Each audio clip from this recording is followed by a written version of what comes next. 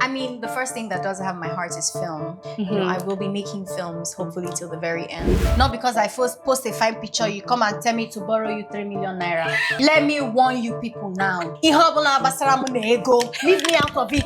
Shine Rosman, just like her name, brought so much light and warmth into this conversation. You probably recognize her from featuring in the Netflix blockbuster film To Kill a Monkey. But beyond her undeniable talent as an actress, a model, and a content creator, I discovered a very principled lady, rooted in faith, who is also super family-oriented and driven. I believe you enjoyed this episode as much as I did, as we uncover Shine Rosman behind the scenes. People say time heals. I don't think it does.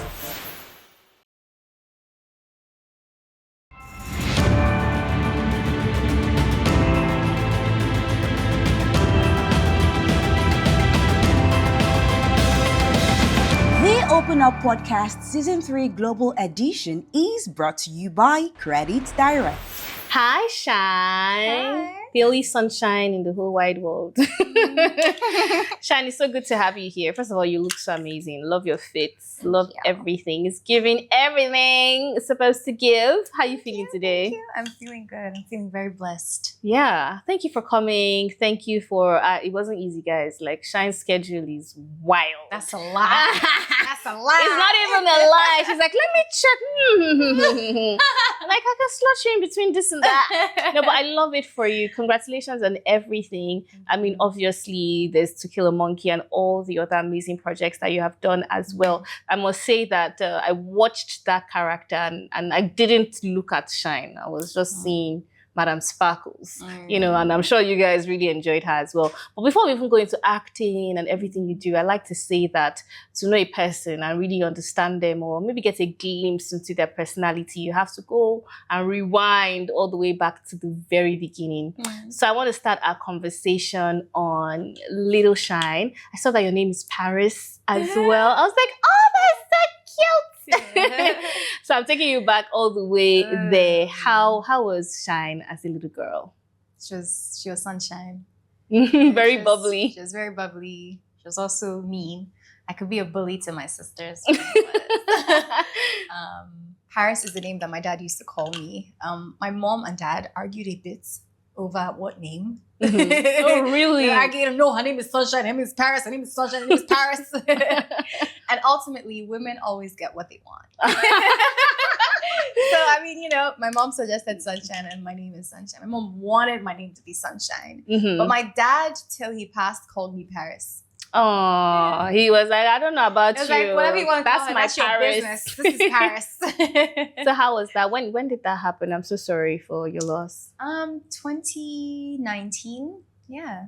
Okay. 2019. So you were not a little girl anymore. You were a bit so little. You weren't so little. But how was growing up? I mean, were you always passionate about? Were you like, you were not a shy kid? Were you the type of kid that would just go out there and you wanted the spotlight on you, or did that grow with time? I think that when I was younger, I was much more a people's person. I was very, very, very extroverted. I was able to cope with a large crowd of people and be around people. When I did a show with Shea Babatokwe in 2015, I was a little younger there, but I wasn't shy. I look back on those videos and I'm like, wow, she wasn't shy at all. I was very extroverted as a child. So I wasn't afraid of these things. I remember thinking of... When was that with Shea? How old were you? I was like maybe 15. Oh, wow. Or 14.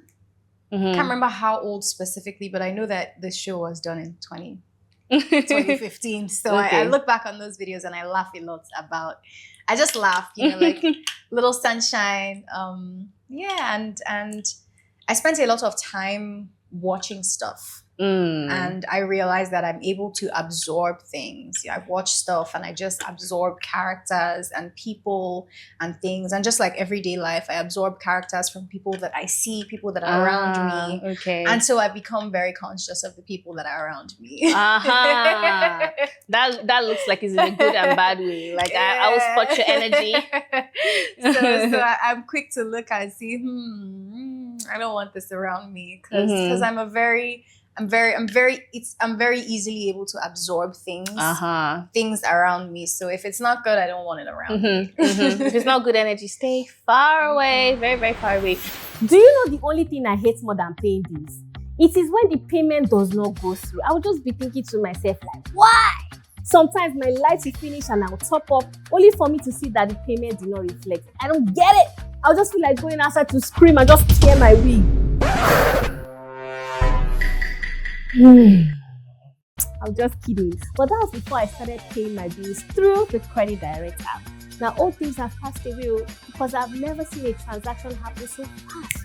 With Credit Direct, I can buy light, I can pay for DSTV or GoTV, I can buy airtime, or I can even get data all in a few seconds. This way I console myself with the fact that I can make all my payments in record time, like the responsible adult that I am.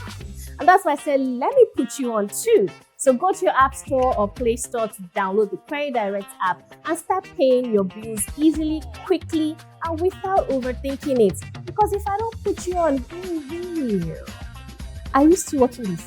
My friend, go to the App Store or Play Store. Yeah, please now. Yeah, good now, okay? Don't forget to use OpenUp as your referral code when signing up. Okay, so when was that epiphany? When was that light bulb moment that I want to act? People keep asking me this. Sometimes I'm able to pinpoint it to a specific moment, but then I go back and I think again. And I even asked my mom recently, I was like, because my mom has always known that this is what I've wanted to do. And my sisters as well were my entire family were all entertainers. Yeah. And my mom would always just say, it's not something that you specifically decided at a certain moment.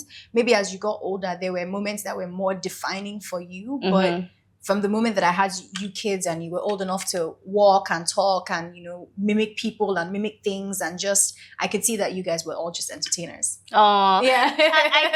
I don't know if you can even remember that, but this was like, I don't know, 6-7 years ago. It was you and Uto and I don't think your other sister. Honey, I don't think no. Honey was there. We went for one modeling thing. Do you remember? I don't think I do. I was like, I'm going to tell you. Are you serious? Yeah, we went for, I can't even remember the brand, but Uto was there, unless it was not you. But I think it was you. It was you and myself and Uto. Yeah, and your mom. And my mom, yeah. Yeah, so it was a closed casting. A closed casting, yeah. And I was there as well. So that was the modeling days, So when you think about modeling, acting, of course, you have your own show, the humanitarian side of you. Would you say it's just like a mix of everything, or do you like some more than the other? I mean, the first thing that does have my heart is film. Very recently, I was telling a friend of mine that I very much appreciate that I know what my heart wants and I know what I want to spend most of my life doing. Film has my heart. I will be making films hopefully till the very end. And it's not just being in front of the camera. I love film so much that I want to be involved in all parts of film, producing. And at some point we might see if life takes me to directing projects. Ah, nice. But I enjoy film so much that, I want to be part of it in so many ways, but modeling, girl. I remember Uto started modeling and Uto genuinely enjoys it. She really loves it. I only did it because I didn't have money. and my sister, I was going for countless auditions. And there wasn't anything coming out of it. I was just constantly spending money on transportation. But Uto was, modeling. She was making ends meet. And I was like, she doesn't have to carry this herself. So I started modeling. I struggled a little with modeling when I had started. Okay. But I had the best role model there could be. Aww. I had a sister that practically made everything super easy for me. You still have to go into do work yourself, but she gave me so many opportunities that she had to fight for, that she had to struggle for, and she just brought me in there. She was like, yep, you're going to do this, you're going to do this. And I have the best role models. Yeah, I do. That's a very good one on Uto's side right there. Talking about that, I'm happy that we went back to family. So you were the extroverted kid, the one that was not shy with having a crowd. And it's safe to say that you had a great relationship with your siblings. And I read somewhere that you're also a daddy's girl. I am a daddy's girl. So let's go to that moment when, he passed. How were you able to take that? Honestly, work. I was able to work away lots of emotions. And people say time heals. I don't think it does. So we're just going to move past that because I know that it's getting you so emotional. I can sense that you had such a deep relationship with your dad, and that's quite wonderful. But how has it been like with your siblings, with your mom, moving ahead of that? I mean, it's been... Losing someone helps you hold on to life and appreciate people around you a little more. So, I mean, prior to that, my mom and I didn't have a great relationship. So now, okay, she's my best friend.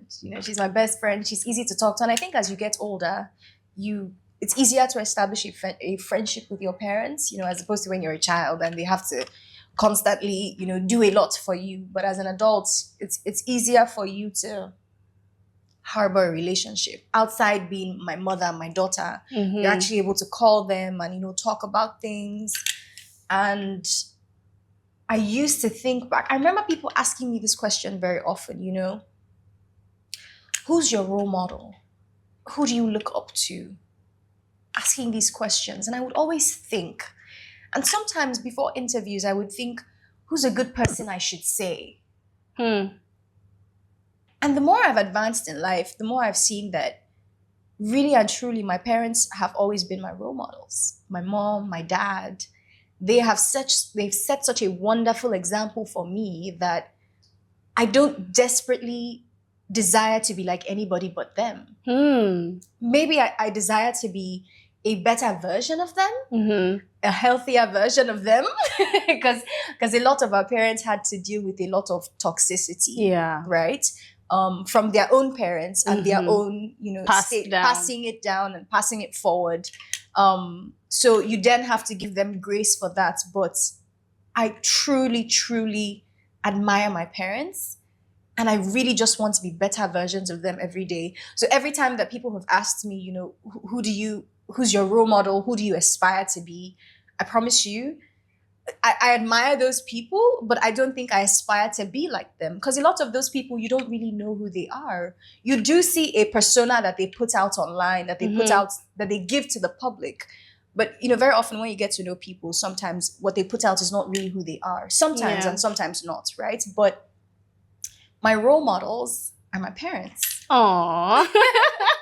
I think that is so wonderful. And I think that just leads me to my next question, because you're acting, it's smoke screens, it is make believe, it's not just on the camera, it's off the camera. What I mean is when you go for the interviews and this is why we're having this conversation, which is touching things beneath the surface.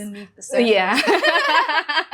So it's like when you look out at how the industry is, right? We're jumping right into your career and how there is this sense of, if you're successful, you have to drive a certain car, you have to wear certain types of clothing, you have to look a certain type of way, you have to be seen in certain type of places, you have to hang out with certain type of people. I think you know what I'm talking about. And you're coming from a place where it's more homely, it's more real, it's more family oriented. How are you able to navigate that?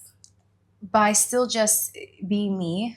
I think that pressure and life and the industry and expectations that people have of you definitely has its way of, creeping into your life and starting to affect how you think.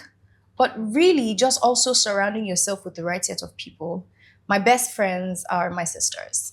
Aww. My sisters, my brother, my mom.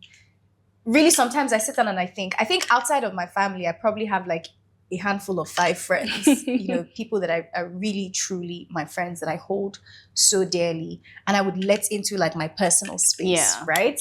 And those people are they're wonderful people in my life. And then I don't know why the best people, your best friends, always live like miles away from you. None of them are in Lagos. Like I can count them. I have maybe like 2 or 3 really close friends in Lagos, and then the rest are just outside Lagos. And sometimes it hurts because you can't just drive over to their house and cry your eyes out on their thighs or anything like that. But grounding yourself and constantly surrounding yourself with people. My sister Uto has set such a wonderful example for me. She was having a conversation with a friend, and I was taking information from that. Someone has been body shaming her, and she's body shaming Uto. No, the friend. Okay, I'm like, who said Uto is like body shaming the gorgeous friend for being plus size and all sorts.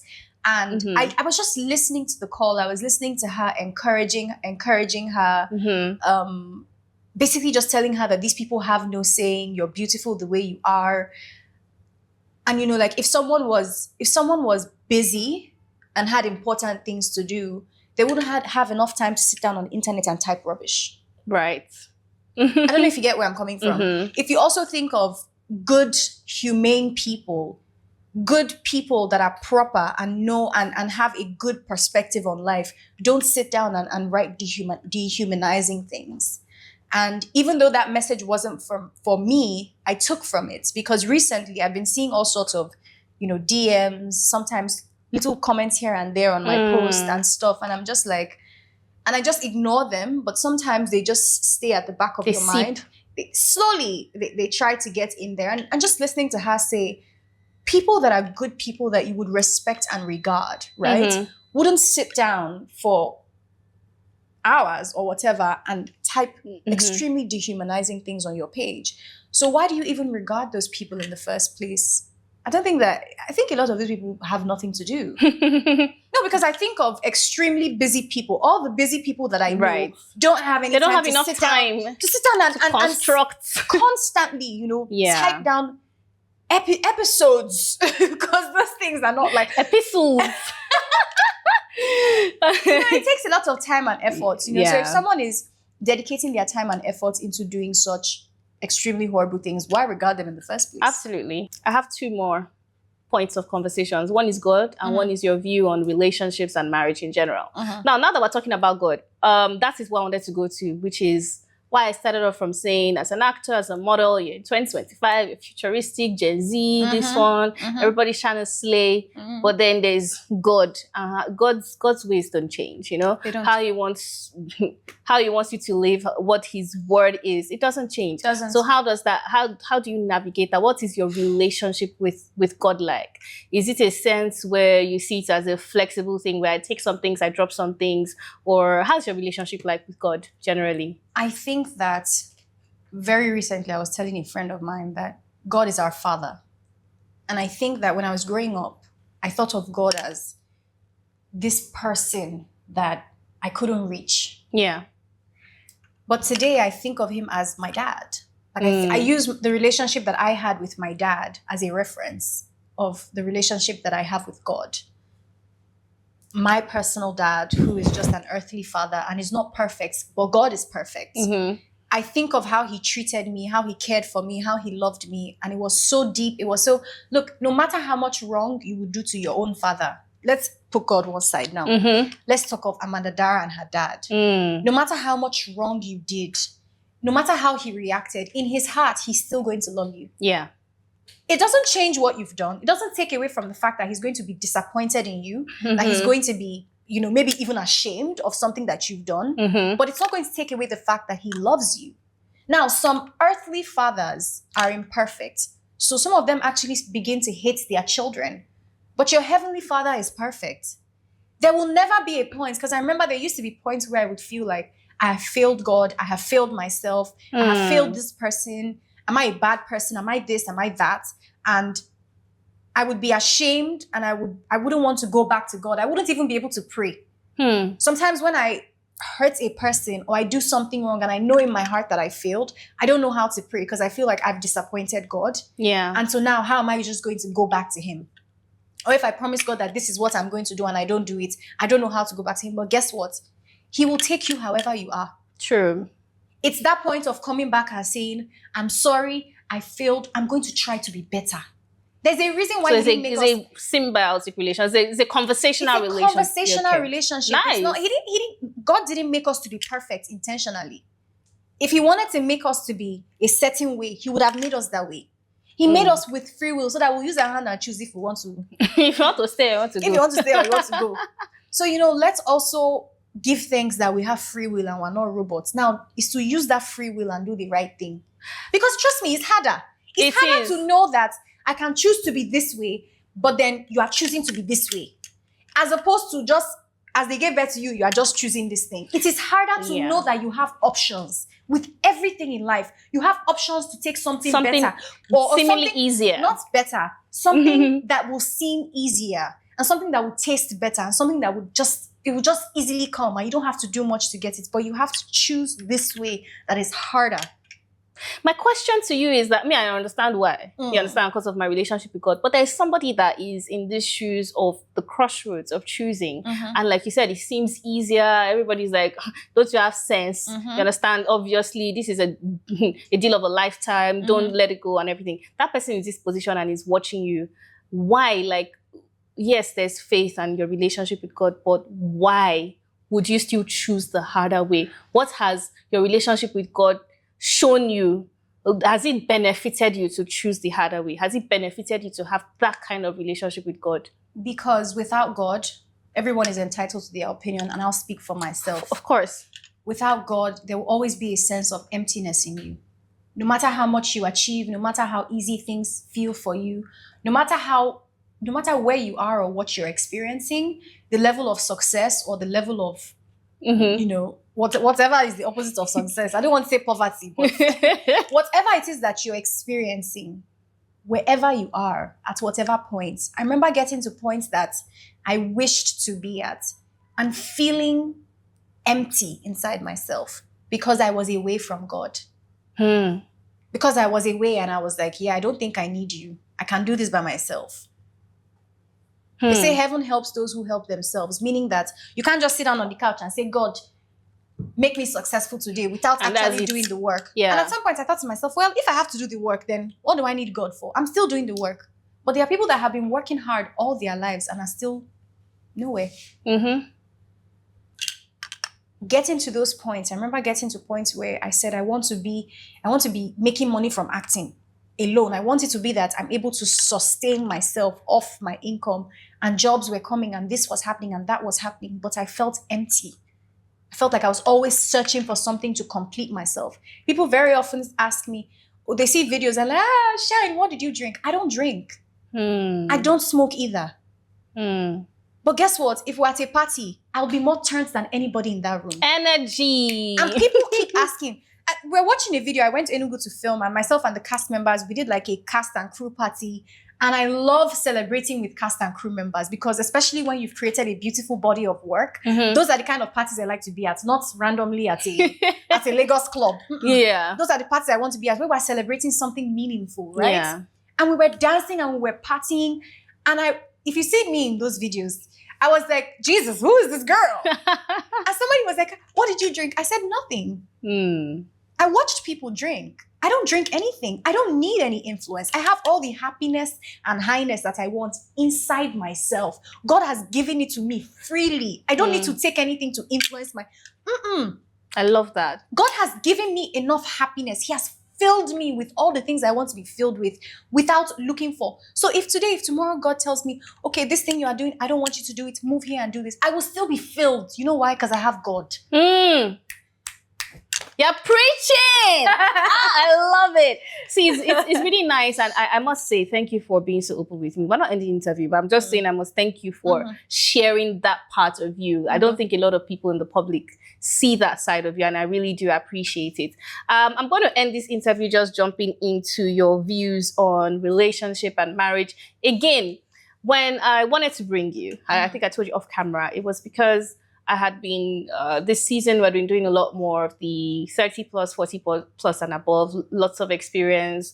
One would say mature and everything, but I wanted someone that was young, that was getting it and was grounded in their faith. So it's like, people see some of these things like, make all the mistakes, do your worst, which, I mean, there's a part that I even personally believe that you should enjoy your 20s. Of course. Right? But in the sense of how things like marriage, how things like relationships, the values behind it have become so thwarted.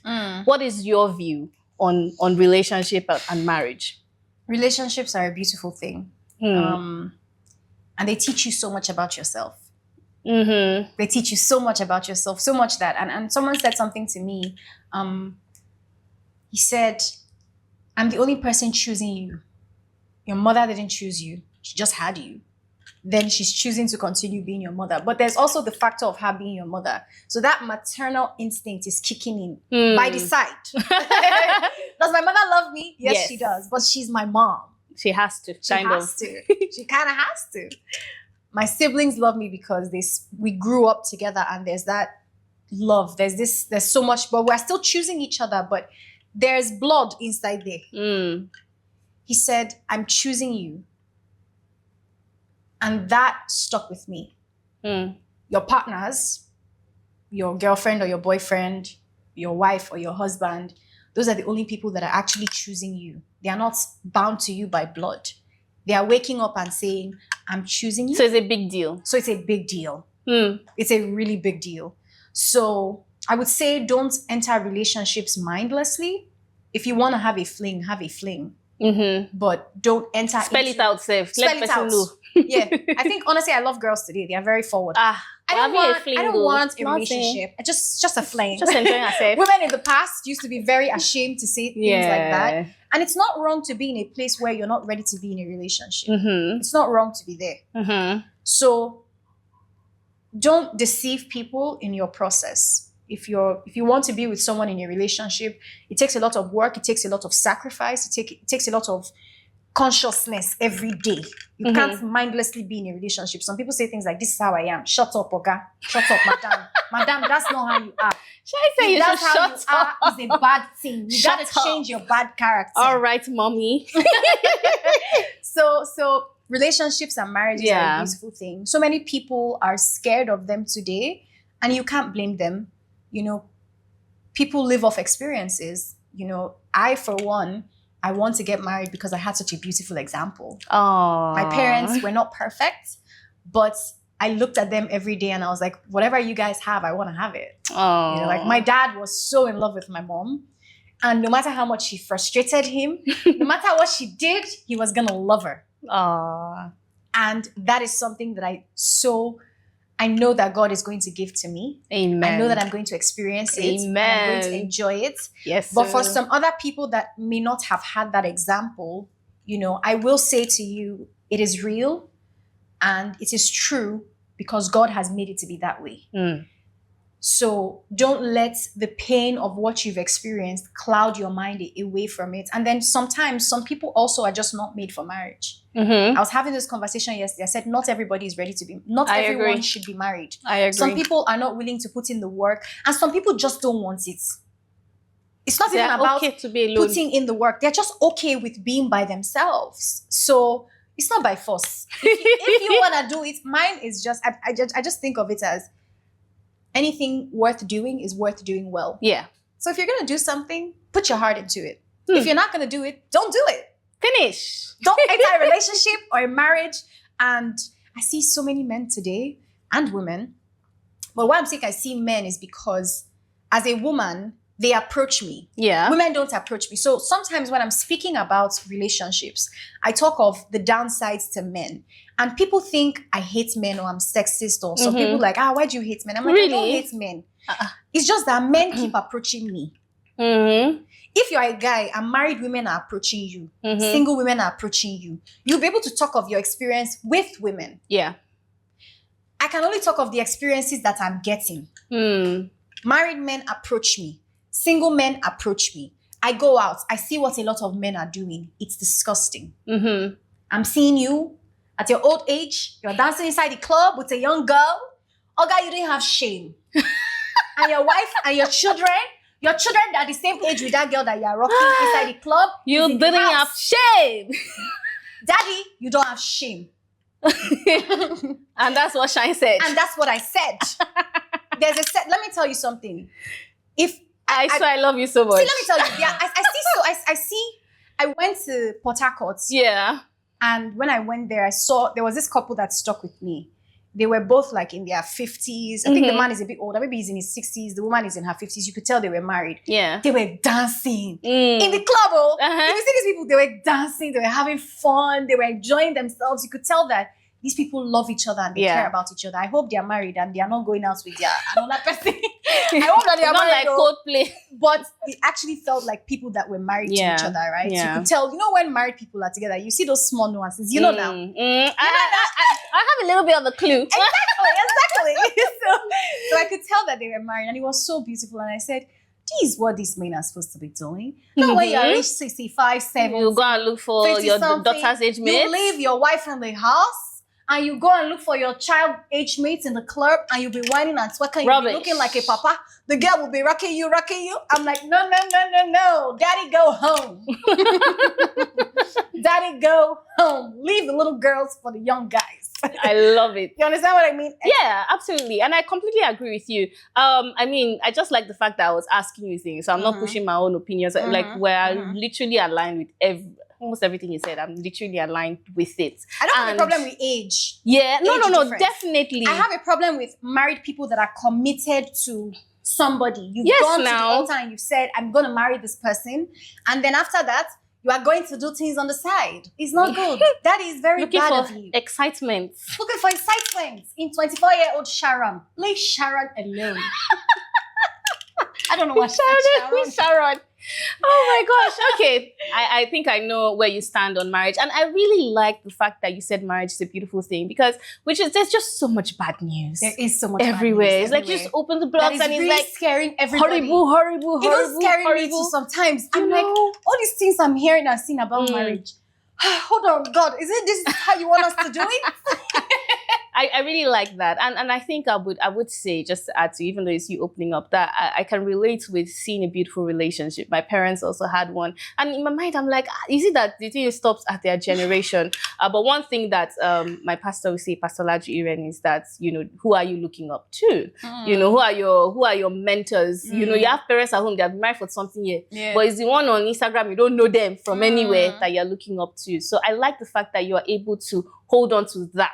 Your parents, and not say based on what things they are seeing, this is how I'm going to change my mindset towards it. So yeah, but some people need to look up to somebody else other than their parents. Definitely, because their own parents did not have a good one. Some people choose even some people, things I good saw examples. In my parents, there were some things I saw. I was like, this is not going to be my own trajectory. Of course, it will be better. So I think just pick and choose. Take the good things. In general, my parents were beautiful to have growing up. They were not perfect, but they were beautiful to have. So, but there are things that you will see. Then, if you didn't have a good example of marriage growing up, just look for people that have that. And you don't have not perfect, but just have something. And nobody is ever, all these couples you see online, happy.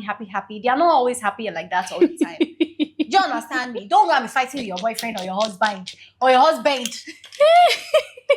Don't go and be fighting with your husband because of the things you're seeing online. Because of what you're seeing online. Let us end it on that. Even that online thing. I love the fact that you brought it up because we started off the conversation. And I said I wanted you because of where you're at, young, getting it, successful, and I know that it's even going higher and higher by the special grace of God. Amen. But everybody's gonna look at your page, your Instagram, and be like, "Shine no get one problem." Right? She is getting it. She's having the money. She's good looking. Her skin, her hair. It's like, girl, you look perfect, right? To a lot of people out there. And I'm not saying I want you to share things you're struggling with, but I don't even need to ask you. I know there are one or two things that you'll be struggling with. So yes, to those people who think life is rosy and perfect because of Instagram, what do you have to say to them? I have to say to you, you never see anything until we raise up our phone to show you. So you also have to be concerned about the things that we're not raising up the phone to show you. Not because I first post a fine picture, you come and tell me to borrow you 3 million naira. Let me warn you people now. Ihe ọbụla gbasara mụ na ego. Leave me out of it. Who is Just this because I post a nice picture on Instagram, you message me to borrow you 3 million.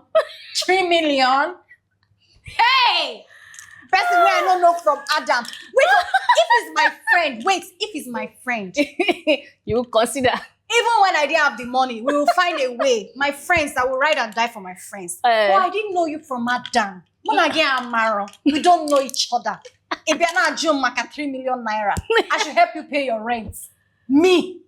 Don't ask me if I'm paying my own rent. Don't ask me who I used to take care of. You think I'm a baby girl. I'm a baby girl only to Jesus.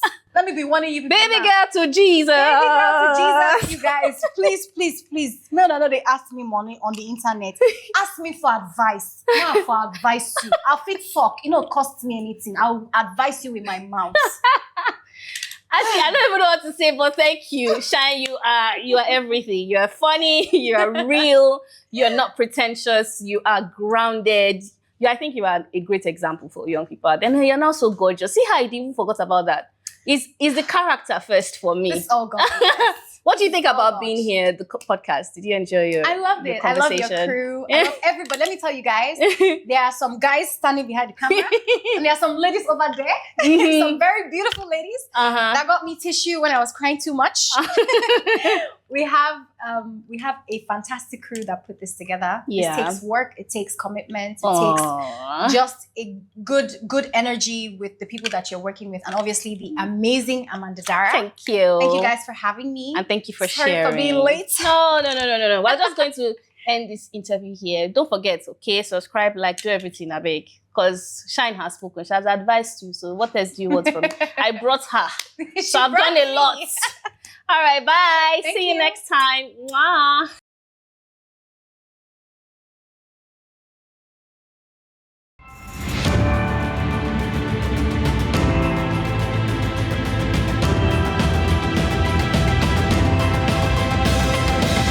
The Open Up Podcast Season 3 Global Edition is brought to you by Credit Direct.